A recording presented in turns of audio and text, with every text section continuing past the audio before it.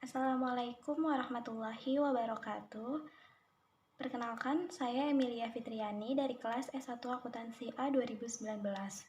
Video ini dibuat dalam rangka memenuhi tugas akhir mata kuliah Pendidikan Kewarganegaraan yang diampu oleh Bapak Abdurrahman SHMH. Di sini saya akan menjelaskan materi-materi apa saja yang sudah dipelajari selama 1 semester ini.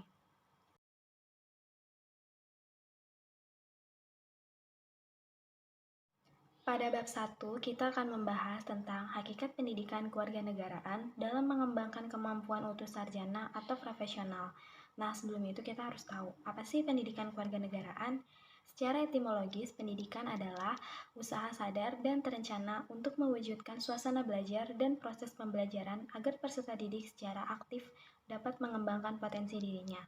Lalu, apa sih kewarganegaraan? Kewarganegaraan adalah segala hal yang berhubungan dengan warga negara.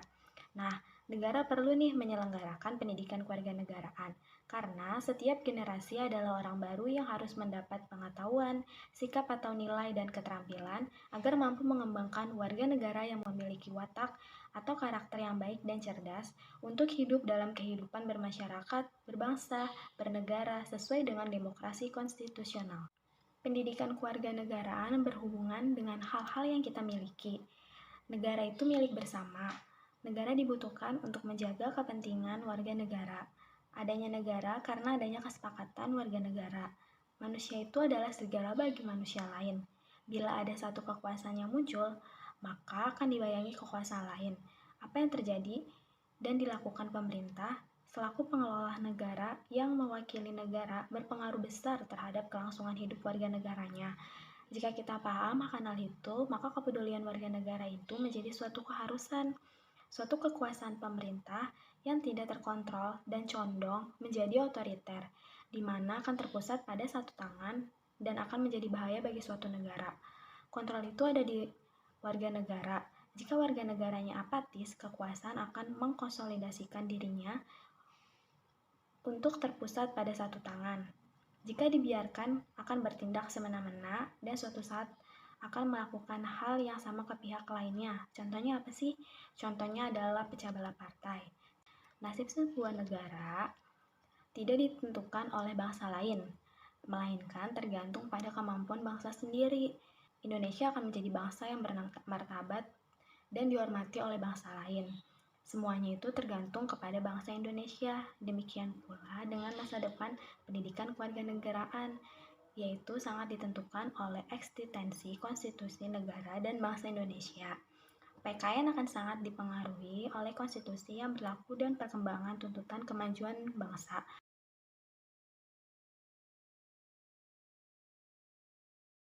Di dalam bab 2, kita akan membahas tentang identitas nasional. Identitas nasional itu adalah ciri khas atau karakteristik yang dipunyai oleh suatu negara tersebut sebagai pembeda dari negara yang lainnya. Karena jika negara tidak mempunyai identitas nasional, negara tersebut bisa dikatakan tidak mempunyai kewibawaan. Identitas dapat dibagi menjadi dua. Yang pertama adalah identitas primer dan yang kedua adalah identitas sekunder. Identitas primer adalah identitas yang mengawali identitas sekunder atau bisa dikatakan identitas primer sudah ada sejak awal. Contohnya itu adalah suku budaya. Lalu identitas sekunder adalah identitas yang dibuat oleh Indonesia secara bersama-sama. Contohnya adalah Pancasila, lagu kebangsaan, bendera merah putih, dan bahasa Indonesia. Tujuan dari mempelajari identitas nasional adalah agar kita bisa tahu kalau kita mempunyai karakteristik tertentu yang berbeda dengan negara lain, agar negara lain bisa tahu nih kalau kita punya identitas nasional itu. Makna kita mempelajari identitas nasional itu, dengan adanya identitas nasional ini, para pendahulu negeri membuat identitas nasional supaya masyarakat Indonesia dapat mengamalkan nilai-nilai yang ada di identitas nasional tersebut seperti yang ada di dalam Pancasila. Dengan adanya identitas ini diharapkan dapat menumbuhkan dan menjaga kecintaan kita kepada tanah air dan tidak kehilangan eksistensi kita di kancah internasional. Emang kenapa sih kalau kehilangan eksistensi kita di kancah internasional? Nah, itu akibatnya sebagai bahasa Indonesia kita akan kehilangan kewibawaan di negara lain. Contohnya itu ada nih dari kasusnya Dewa Kipas yang lebih dikenal sebagai Kang Dadang. Nah, Kenapa sih kaca internasional menyimpulkan bahwa Kang Dadang ini berbuat curang? Nah, itu sendiri karena identitas nasional negara kita. Mungkin Indonesia sendiri di kancah internasional dalam bidang catur belum dikenal berbakat, sehingga mudah dicari kesalahannya.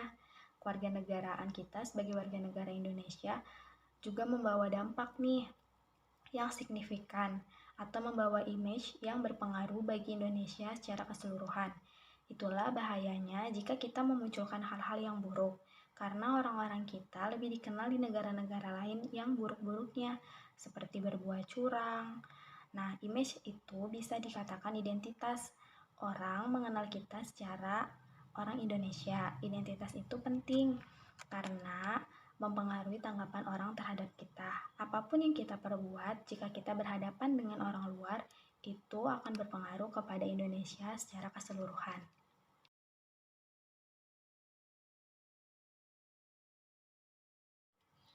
Nah, di dalam bab 3, kita akan membahas tentang integrasi nasional. Integrasi nasional merupakan tolak ukur persatuan bangsa atau upaya penyatuan berbagai kelompok sosial dan budaya ke dalam kesatuan wilayah. Integrasi nasional bisa dilihat melalui 3 aspek. Yang pertama, aspek sosial budaya, yang kedua aspek politik, dan yang ketiga aspek ekonomi. Pentingnya integrasi nasional karena sangat berkaitan erat oleh rakyat dengan pemerintah maupun dari suku dan budaya. Diperlukan hubungan yang ideal antara pemerintah dengan rakyatnya sesuai dengan sistem nilai dan politik yang disepakati.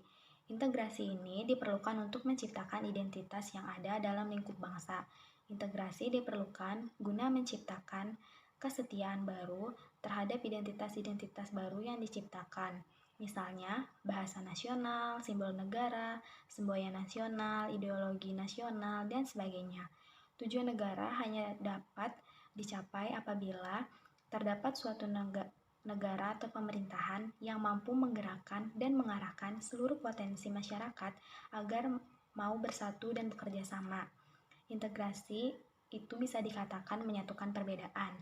Perbedaan harus disatukan karena jika tidak adanya persatuan, maka terjadilah perpecahan dan kesalahpahaman antar masyarakat. Contohnya bahasa.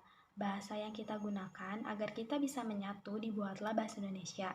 Bahasa Indonesia merupakan suatu alat pemersatu bangsa agar mudah berkomunikasi antar suku dan budaya, sehingga tidak terjadi kesalahpahaman atau bisa juga terjadi etnosentrisme. Lalu, agar kita semakin menyatu, diciptakanlah bendera merah putih sebagai identitas negara kita.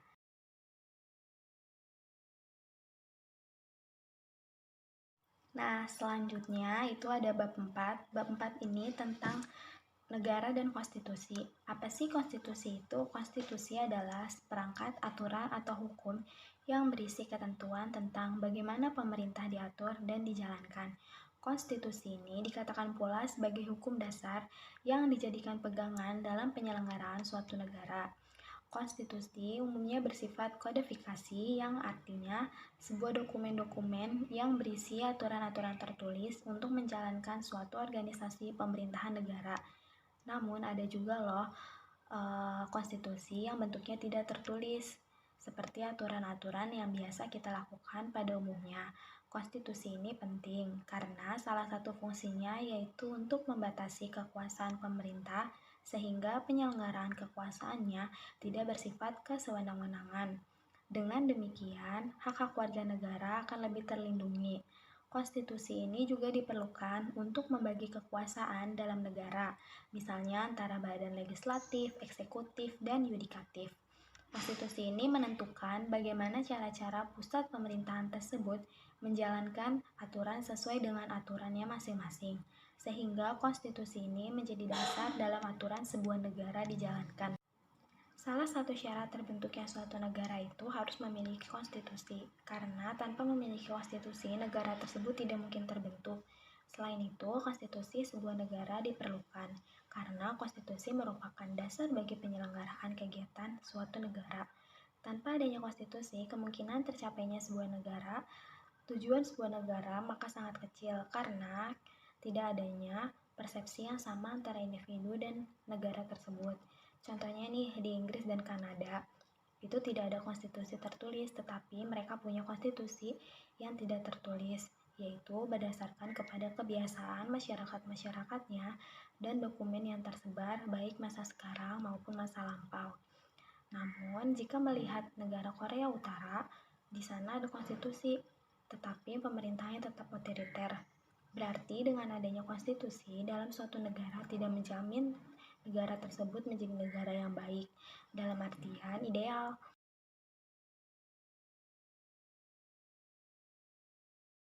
Nah, selanjutnya yaitu bab 5. Bab 5 ini akan membahas tentang harmonisasi hak dan kewajiban negara dan warga negara. Warga negara memiliki hak dan kewajiban terhadap negaranya. Begitu juga negara memiliki hak dan kewajiban kepada warga negaranya. Hak dan kewajiban warga negara merupakan isi konstitusi negara tentang hubungan antara warga negara dengan negaranya. Di Indonesia sendiri, pengaturan hak dan kewajiban warga negara sudah diatur di dalam Undang-Undang Dasar Negara Republik Indonesia tahun 1945. Hak dan kewajiban merupakan hal yang tidak dapat dipisahkan. Adanya hubungan timbal balik antara hak dan kewajiban. Jika hanya menekankan hak dan mengabaikan kewajiban, maka dapat menimbulkan persoalan-persoalan atau masalah-masalah yang akan terjadi. Diperlukannya harmonisasi, yaitu seimbang antara hak dan kewajiban. Warga negara asing tidak boleh menjabat di negara Indonesia karena hal tersebut sudah diatur di dalam hak dan kewajiban warga negara yang tertuang di dalam Undang-Undang Dasar Negara Republik Indonesia tahun 1945. Namun ada kasusnya ternyata, yaitu kasus orang Amerika yang menjadi Bupati Nusa Tenggara Timur.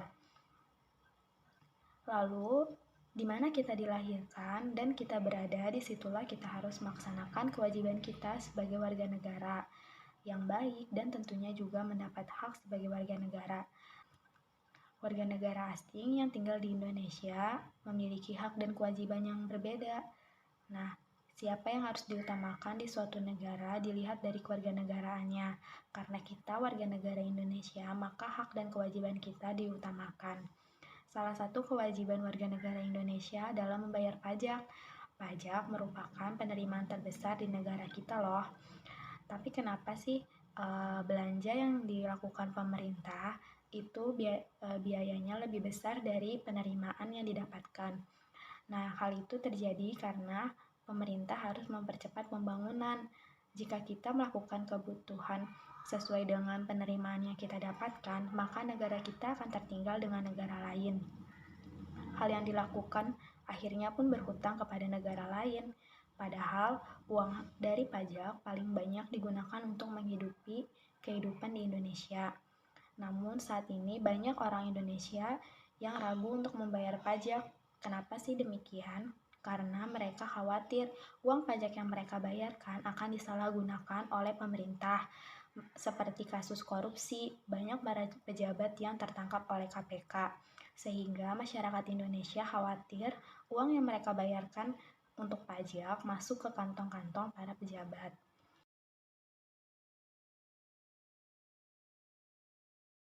Selanjutnya, saya akan membahas tentang bab 6, yaitu tentang praktik demokrasi. Demokrasi merupakan suatu sistem pemerintahan yang terbaik. Namun, ada juga negara yang ternyata tidak memakai sistem demokrasi, tetapi negaranya tetap maju dan rakyatnya tetap aman dan sejahtera. Itu misalnya ada Uni Emirat Arab. Nah, karena pemahaman kita yang kurang terhadap demokrasi dan pemahaman kita yang dangkal terhadap demokrasi, kita hanya mengartikan demokrasi itu adalah suatu kebebasan. Nah, dengan adanya mata kuliah pendidikan kewarganegaraan yang membahas tentang praktik demokrasi, kita diharapkan dapat memahami konsep demokrasi Indonesia dan dapat mengambil suatu keputusan dalam hal-hal tertentu. Apa sih demokrasi itu? Demokrasi merupakan bentuk pemerintahan di mana kekuasaannya ada di tangan rakyat. Ada loh para ahli yang terkenal menyatakan bahwa demokrasi adalah suatu pemerintahan dari rakyat, oleh rakyat, dan untuk rakyat. Di Indonesia sendiri menganut 4 sistem demokrasi. Yang pertama, demokrasi konstitusional, demokrasi parlementer, demokrasi Pancasila, dan demokrasi reformasi. Namun, saat ini Indonesia sedang menganut demokrasi Pancasila, yang dimana pelaksanaan demokrasinya berdasarkan kepada nilai-nilai yang terdapat di dalam Pancasila. Dengan menganut sistem demokrasi Pancasila, asas-asas Pancasila sangat berperan penting dalam aspek kehidupan masyarakat Indonesia, yang mana akan menjunjung tinggi nilai agama, rasa kemanusiaan, persatuan, musyawarah, dan keadilan. Hal tersebut dapat diyakini menjadi suatu fondasi untuk mencapai kemakmuran suatu negara. Kenapa sih demokrasi sangat penting dan harus dikembangkan di kehidupan masyarakat? Karena demokrasilah yang memegang peran penting dalam masyarakat dan dalam tata aturan suatu negara. Tanpa adanya demokrasi di suatu negara dan segala sesuatunya diatur oleh pemerintah, maka hilanglah kesejahteraan masyarakat dan kacaulah negara tersebut. Demokrasi sangatlah penting dan diperlukan masyarakat. Jika hanya sekedar pemerintah yang memegang kendali dalam pengaturan suatu negara, perlu adanya masyarakat sebagai komplement yang mendukung, dan masyarakat juga perlu terlibat di dalam pembangunan suatu negara demi terciptanya kemakmuran dan kesejahteraan negara. Dengan demokrasi, tak ada saling ingin menang sendiri, tidak ada saling memaksakan kehendak, saling menghina, saling melecehkan, saling menjatuhkan. Yang ada justru saling menghargai, saling menghormati, saling mengerti, dan saling menerima pendapat.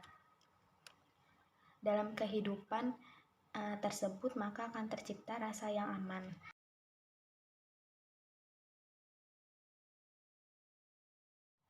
Selanjutnya, bab 7 saya akan membahas tentang penegakan hukum yang berkeadilan. Apa sih akibatnya jika di dalam kehidupan bermasyarakat tidak ada hukum? Tentu saja hal tersebut akan menyebabkan kekacauan dan membuat masyarakat menjadi tidak aman karena banyaknya tindakan kriminal dan kondisi lainnya yang menyebabkan tidak tertib atau tidak teraturnya di dalam kehidupan masyarakat. Lalu apa sih itu hukum? Hukum adalah peraturan yang berupa norma atau sanksi yang dibuat dengan tujuan untuk mengatur tingkah laku manusia, menjaga ketertiban, keadilan, dan mencegah terjadinya kekacauan. Hukum sendiri memiliki tugas untuk menjamin bahwa adanya kepastian hukum di dalam kehidupan masyarakat. Nah, di Indonesia disebut sebagai negara hukum karena segala kehidupannya di dalam aspek politik, pemerintahan, kewarganegaraan, dan lain-lainnya berlandaskan dengan hukum atau diatur di dalam hukum. Tentu saja apabila ada seseorang yang melanggarnya akan dikenakan sanksi. Manusia memiliki keinginan dan nafsu yang berbeda-beda antar manusia yang satu dengan yang lainnya. Nafsu yang dimiliki manusia tentu saja ada yang baik dan ada yang tidak baik. Nah, hal inilah yang menyebabkan mengapa aturan hukum diperlukan. Nah, beberapa di antara yang terkait dengan masalah penegakan hukum. Yang pertama adalah perilaku warga negara, khususnya oknum aparat negara, masih banyak yang belum melakukan tindakan terpuji atau masih banyak melakukan tindakan yang tercela seperti korupsi, praktik suap, premanisme, dan perilaku yang tidak terpuji lainnya. Lalu, yang kedua adalah masih adanya potensi konflik yang terjadi atau kekerasan sosial seperti kasus SARA, tawuran, pelanggaran HAM, etnosentrisme, dan lain-lainnya. Lalu yang ketiga adalah maraknya kasus-kasus ketidakadilan sosial dan hukum yang belum diselesaikan dan ditangani secara tuntas.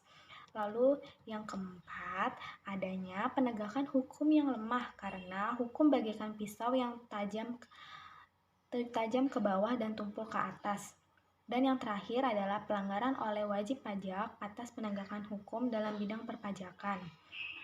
Lalu agar negara dapat melaksanakan tugasnya dalam bidang ketertiban dan perlindungan warga negara, maka disusunlah peraturan-peraturan yang disebut peraturan hukum.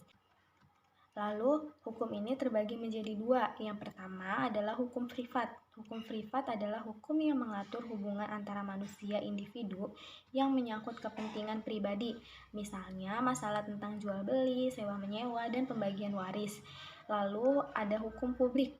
Hukum publik adalah hukum yang mengatur hubungan antara negara dengan orang negara atau hubungan negara dengan perorangan yang menyangkut kepentingan umum. Misalnya dalam masalah perampokan, pencurian, pembunuhan, penganiayaan, dan tindakan kriminal lainnya. Hukum di Indonesia dinilai belum mampu memberikan keadilan kepada masyarakat yang tertindas. Justru sebaliknya, hukum menjadi alat bagi pemegang kekuasaan untuk bertindak semena-mena. Saat ini hukum di Indonesia yang menang adalah yang mempunyai kekuasaan, yang mempunyai uang banyak, yang pasti aman dari gangguan hukum walaupun aturan negaranya dilanggar. Orang biasa yang ketahuan melakukan tindakan kecil langsung ditangkap dan dijebloskan ke dalam penjara. Sedangkan seorang pejabat negara yang melakukan korupsi sampai uang miliaran rupiah milik negara bahkan dibiarkan berkeliaran dan bebas.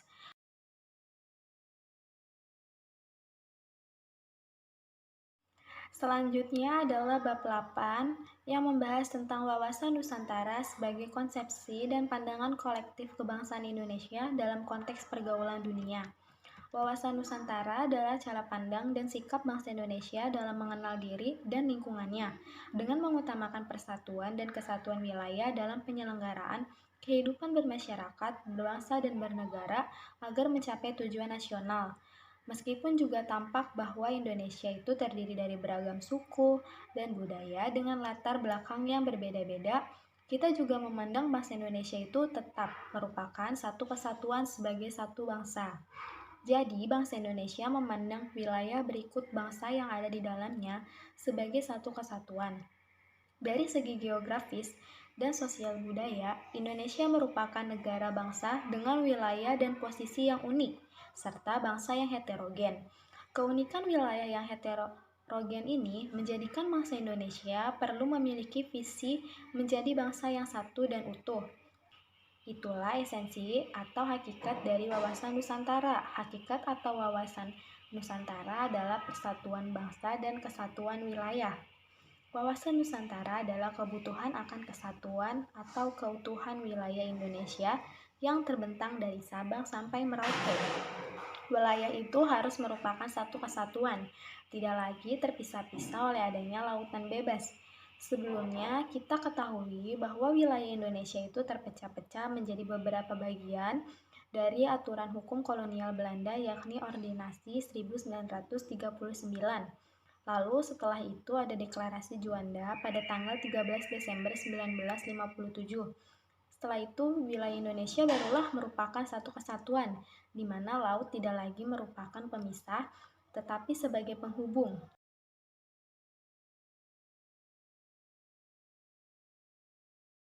Nah, materi yang terakhir atau bab 9 yaitu membahas tentang ketahanan nasional dan bela negara. Tantangan dan ancaman akan terus ada untuk negara kita, sehingga kita tidak usah berpangku tangan. Lalu, perlu diketahui tidak ada negara yang tidak mempunyai ancaman dan tantangan. Semua negara pasti mempunyai ancaman dan tantangannya masing-masing. Strategi pertahanan negara meliputi 3 hal. Yang pertama yaitu menjaga kedaulatan negara, yang kedua menjaga keutuhan wilayah Negara Kesatuan Republik Indonesia, dan yang ketiga menjaga keselamatan segenap bangsa. Ketahanan nasional adalah kekuatan dan kemampuan negara dalam menghadapi segala bentuk tantangan dan ancaman. Lalu ancaman ini terbagi menjadi 2. Ada ancaman militer, yaitu berupa agresi dan non-agresi, serta ancaman non-militer, yaitu ada terorisme, radikalisme, separatisme, bencana alam, narkoba, wabah penyakit, dan lain sebagainya. Ketahanan nasional sangat diperlukan untuk setiap negara agar keberlangsungan hidup suatu negaranya tetap terjaga, terutama pada aspek ideologi. Aspek ideologi bangsa Indonesia haruslah diperkuat agar tidak ada celah untuk meruntuhkannya. Kokohnya ideologi seharusnya dapat mendorong aspek lain seperti aspek ekonomi, aspek politik, sehingga menciptakan ketahanan nasional yang baik.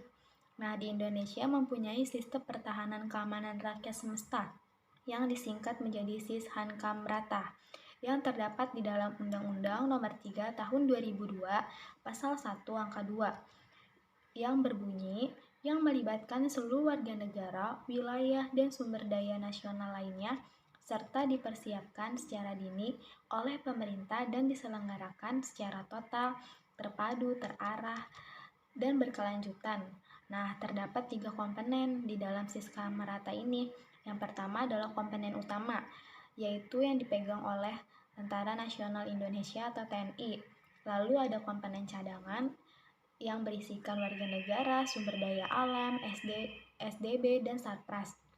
Lalu ada komponen pendukung yang sama seperti komponen cadangan, yaitu ada warga negara, sumber daya alam, SDB, dan Satpras. Nah, sebagai dasar dari Siskam merata ini adalah bela negara. Apa sih bela negara itu? Bela negara ini harus dimiliki oleh setiap warga negara. Bela negara bukan berarti tentang mengangkat senjata. Bela negara adalah tekad, sikap, dan perilaku serta tindakan warga negara baik secara perseorangan maupun kolektif dalam menjaga kedaulatan negara, keutuhan wilayah, dan keselamatan bangsa dan negara yang dijiwai oleh kecintaan kepada Negara Kesatuan Republik Indonesia yang berdasarkan Pancasila dan Undang-Undang Dasar Negara Republik Indonesia tahun 1945 dalam menjamin kelangsungan hidup bangsa dan negara dari ancaman. Kenapa sih kita harus bela negara? Karena adanya perang jenis baru yang bernama perang modern, yaitu proxy war. Perang yang menggunakan pihak ketiga dengan cara mengubah ideologi, perilaku, kebiasaan, dan budaya melalui provokasi dan pecah belah. Bentuk separatisme dan pemberontakan lainnya seperti radikalisme, yaitu bom bunuh diri di gereja-gereja, sehingga terjadi pembenturan antar agama. Kemampuan awal bela negara yang dapat dilakukan oleh mahasiswa yaitu berprestasi, sehingga ketika kita mendapatkan juara, kita dapat mengibarkan bendera merah putih. Bela negara tidak hanya angkat senjata, tidak harus jadi tentara. Dalam masa pandemi ini, dilakukan bela negara yaitu dengan cara mendukung dan membantu tenaga medis dengan cara mematuhi protokol kesehatan. Selesai sudah materi yang saya bahas pada satu semester ini dari mata kuliah Pendidikan Kewarganegaraan yang diampu oleh Bapak Abdul. Ada 9 bab yang tadi sudah saya sampaikan. Banyak sekali pelajaran yang saya dapatkan. Di antaranya saya dapat berpikir lebih kritis dan pola pikir saya menjadi lebih baik lagi. Lalu banyak juga ilmu-ilmu yang saya dapatkan seperti identitas nasional. Ternyata di Indonesia sendiri mempunyai identitas nasional yang khas dari negara-negara lain. Setelah itu ada integrasi nasional, itu membuat negara kita yang mempunyai banyak perbedaan menjadi satu untuk menciptakan kenyamanan dan ketertiban. Lalu ada juga hak dan kewajiban warga negara. Sebagai warga negara Indonesia, tentu saja kita harus menjalankan kewajiban kita dan tentu saja kita harus menerima hak dari negara kita. Lalu ada juga materi wawasan Nusantara. Ternyata begitu banyak keunikan yang dimiliki Indonesia, begitu banyak pulau yang dimiliki Indonesia, suku, agama, ras, dan budaya. Lalu ada juga materi penegakan hukum. Ternyata Indonesia hukumnya masih sangat lemah karena hanya berpihak kepada kaum-kaum yang lemah. Lalu setelah itu ada materi ketahanan nasional dan bela negara. Ternyata bela negara tidak hanya harus mengangkat senjata loh, ternyata bela negara bisa dilakukan dengan banyak cara. Salah satunya dengan cara berprestasi, karena kita sebagai mahasiswa tentu saja yang dapat kita lakukan adalah belajar dengan sungguh-sungguh agar kita membuat nama negara kita menjadi harum, nama negara kita menjadi suatu kebanggaan dan dapat mengibarkan bendera negara kita di negara-negara lain atas prestasi yang kita capai. Nah, sekian video dari saya. Kurang lebihnya mohon maaf. Wassalamualaikum warahmatullahi wabarakatuh.